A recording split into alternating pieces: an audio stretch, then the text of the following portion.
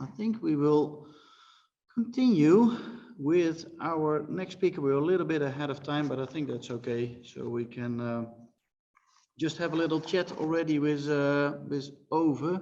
Ove, are you ready? Hi, Wouter. Hi, thank you for having me. How are you? Where are you from? I'm from Norway. Norway. Okay. How is life in Norway these days? Oh, it's brilliant. It's actually the national holiday for Norway today, so the rest of the guys are outside celebrating. Okay. So what do you do at national holiday in Norway? What we do? Yeah. It's the kids' day. So people are out celebrating, just having a good time. Cool. And everybody is dressed up in red, or? Exactly. I'll be there in a couple of hours. I'll be ready. Cool. Yeah. Nice to have you. Nice of you to having me. Thank you. Yeah, great. I think we got to meet each other during the MR Innovation Challenge, or not? Yeah, it's correct. Yeah. Correct. Yeah, we had last week. We had the demo days. That was really amazing. So hopefully next time you will be also one of the selecting companies.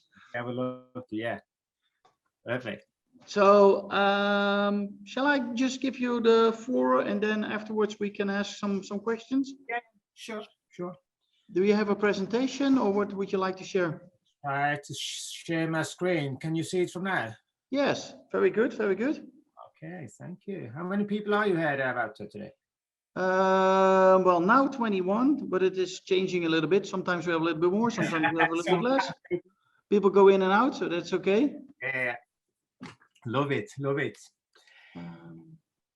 Okay, though. Yeah, you just want to. Perfect. I think. Well, thank you very much. I'll just go briefly through. So my name is Ove Kvalsvik. I've been in the real estate industry, I would say, for the last 5 years. Consider myself more or less an outsider because of that, because most of the time I've been working outside of the industry, working loads with products and product development and innovation in more consumerized business, if you like that, B2C companies. But for the last 5 years, I've been working, as a management consulting for different companies here in Norway across the value chain. So it's been, real estate agents, real estate developers, architects, contractors, etc. And for the last couple of years, I've been the co-founder and CEO for a tech startup called Paralello. So what I'm happy to be able to discuss and share some experience with you today. Most of the experience I've had has come from the residential part of the industry. So as part of Paralello, I've got to be close to many large housing projects, where I've drawn most of my experiences, and it's been quite interesting to observe the dynamics between the different players, maybe especially dynamics between the real estate developer, the architect, and the contractor, since they have so different, they're so different in what they value, and it's so different in what they are incentivized by. So I'm not going to talk about what our software can and cannot do, but rather how I believe we should use the resources that are freed up by using such software for the better. So there's a significant value using the new technologies like Paralello and others to free up time and maybe get more optimized solutions. But there's great indirect value as well, as we can free up time for creative people to solve meaningful problems, and that's what I'll share some perspectives on today. I'm just going to talk let me introduce you to my little brother. So my little brother, he owns a fishing boat like this. It is actually this fishing boat when I came to see it. And every day he goes out a couple of hours out from the harbor to catch fish, and he does this in great volumes, catching tons of fish a year. And this is obviously it's an honorable trade to do, and he can keep doing it and doing it quite profitably. But my argument with him is that as long as he keep doing that, he's only supplying the raw material, and he can only, catch maybe €1 per kilo. So there's a loads of untapped potential if he could just do a little bit more activities, closer to the end customer. So he could, have 10 times more the income. Obviously, there were costs associated to this, but he could do, increase his profit significantly if he was able to move up the, call it the value chain. And the reason I bring this up, because I think this is more or less the same for the real estate market if you look at it. So if you look at the real estate market today, we are only really selling the commodity, the raw materials. So whereas fishermen describe their product in terms of weight, like ton and kilos, we tend to talk about our product in terms of square meters. And I believe there is a huge potential if you can move away from selling this raw material only to start providing true value that the customers are actually buying.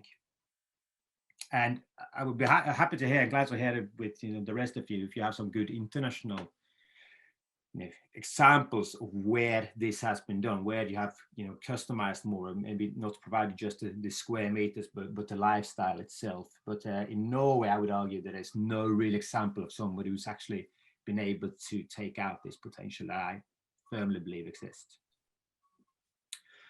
And I think there are 3 reasons why we're kind of stuck in this commodity business. And the first, I would say the first, and maybe one of the most important reasons is that when we design new areas, new homes, we do that by using data that favors more or less copy paste. So when planning a new project, a new neighborhood, or even a new district, a new city, we tend to use historical data about what has been sold in this area before, who has to be sold to, and they just simply done the same thing over and over again. And what we've seen and often see is that when this is from a residential project in a suburban area outside of Oslo. So if we looked just at the historical data, what has been sold in the area before, the apartment mix should look something like this. So this is what has been sold in the area before. So if you just looked at the historical data, you should just design this one more time. And what you practically are doing there, you're designing a suburban area for the older people who are, most likely to buy the largest 4-bedroom apartments. So what we did, more or less just for fun, is that we surveyed the target group, who are people who lived inside the city of Oslo today and wanted to get out of them. When we surveyed them, the apartments mix, and we asked them what kind of apartments can you afford, and what kind of apartments do you prefer living in. The apartment mix should be much more distributed, and it should look like something like this. And actually, this would make it a much more vibrant place with a more diverse population as well. So I think there is a huge gap between what we are actually building and what the market needs. The second of the third problems, and one of the reasons why we're stuck in this commodity, is the lack of real understanding of the customer.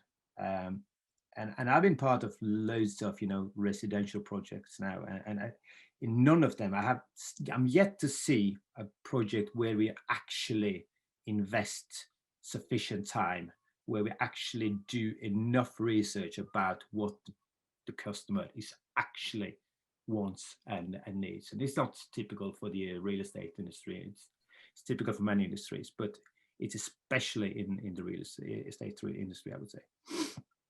And obviously the result of this is that we're not providing, real value. And a hot topic today is the return to the office. And you see loads of people arguing that we have to get back into the office in order to keep building the company culture, which is a valid claim, I would say. The problem is that the office we are providing our customers, the companies with, looks something like this, which is a square meter of office space, not a platform for building a culture. So there's quite a bigger gap of what we're providing the customers with and what they say they need. And I think the third problem is that we lack really good processes, methods to ideate, test, and explore new innovative solutions. So we tend to focus on the risk part when we build new apartments and new housing projects. We don't tend to look at the opportunities. So it's really a risk-focused way of designing. And as a consequence of that, you've seen, again, this is from the residential part, you've seen very, very little innovation in terms of how we live.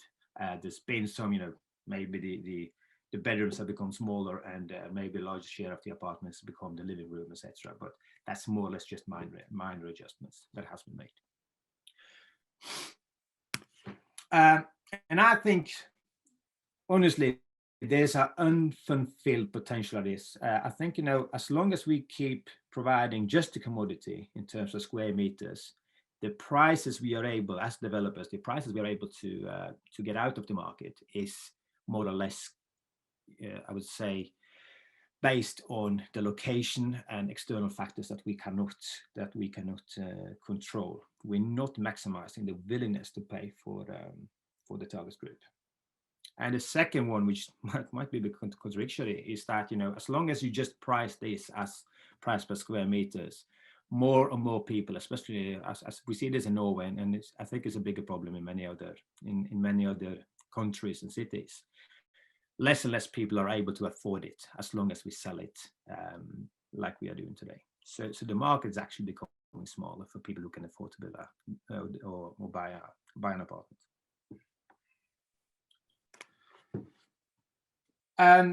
So just at the end there, which has been really focused on the problem now. I think there are 4 ways out of moving away from the commoditization and move towards providing real value. And I think it's not a quick fix here, but I think as either if you're an architect or you are a real estate developer, you have to shift your focus. You have to define yourself not by what you build, but by what is the problem you solve. You're not longer a housing developer. You may be an enabler of a new lifestyle, or you may be a supplier of financial stability or a sense of belonging. Understand why the target group is buying what you are selling.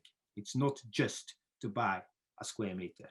Nobody buys a square meter. They buy something else. I also think we have to shift the mindset. We have to when we talk about, at least the clients I work with, when they talk about what they are actually building, and the perspective is that they are selling square meters. They talk about the product in terms of square meters, and they see the apartment or the office that they are selling as the end itself. We should really just focus on what the value we're providing. The apartment, nobody's buying an apartment. They're buying a lifestyle, or they're buying some sense of belonging or something else than just the objective square meters. So shift the focus to the customer. And I would say I've been working loads with architects, the last 4 or 5 years, and I would say we have to demand more from them. They spend too much time on manual tasks that provide little value, and they should, spend more of the task on where they actually could do some impact. They should really be out there talking to customers, design not just new houses, but also design new customer journeys, new products, new services, things that actually are making an impact, not just focusing on designing the same 2, 3, or 4 bedroom apartment like they've always done.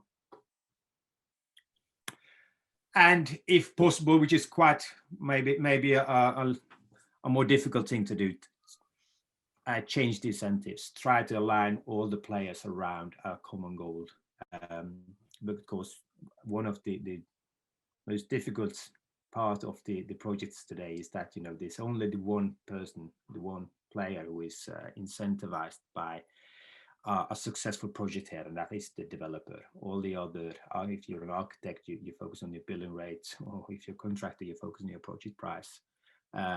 See if you could change those incentives to focus more on the output, the value we provide. So that's my 5 5 minutes of fame out there.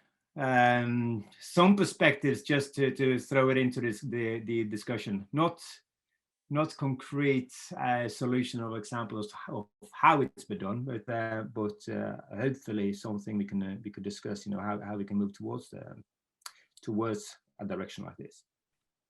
So thank you very much, Wouter. Thank you very much, Ove.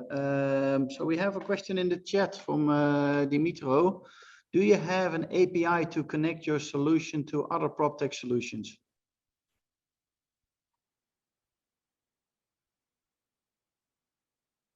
Sorry.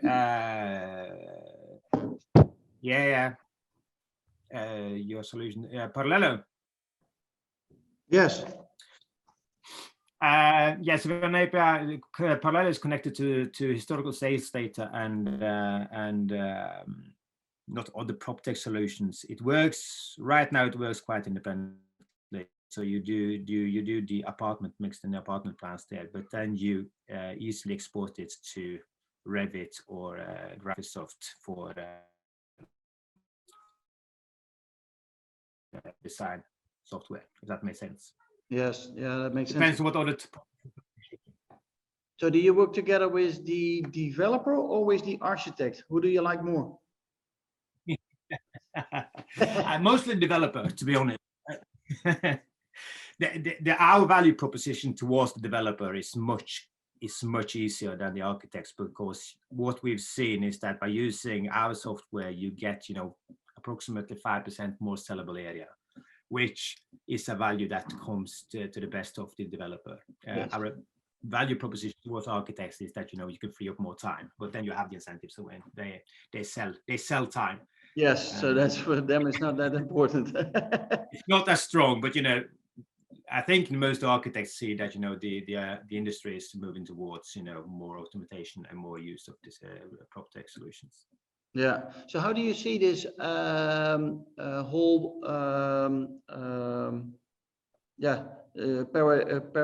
parametric design being adapted by real estate? In Norway we had SpaceMaker, which was one of the that was a huge success. Yeah.